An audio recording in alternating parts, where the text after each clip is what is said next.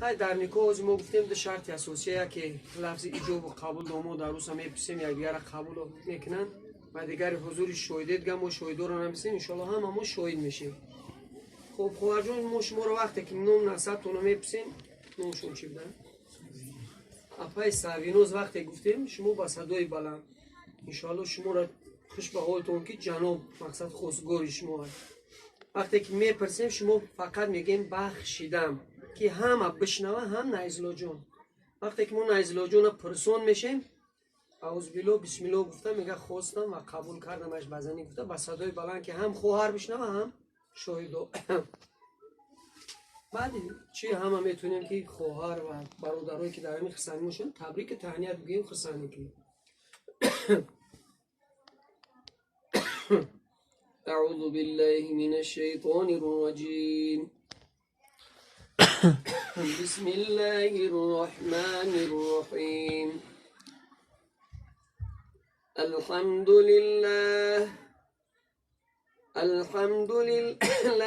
الذي جعل النكاح سنة سنية للأنام فاصلا وقاطعا بين الحلال والحرام كما قال الله تبارك وتعالى أعوذ بالله من الشيطان الرجيم بسم الله الرحمن الرحيم فانكحوا ما طاب لكم من النساء مثنى وثلاث ورباع فإن خفتم ألا تعدلوا فواحدة صدق الله العظيم.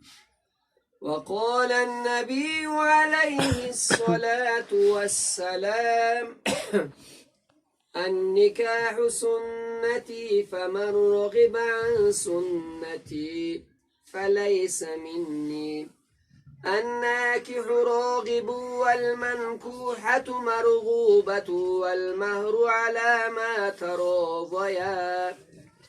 وأقول قولي هذا أستغفر الله الغفار لي ولجماعة المسلمين المؤمنين الحاضرين إنه هو الغفور الرحيم العلي العظيم السميع الدعاء.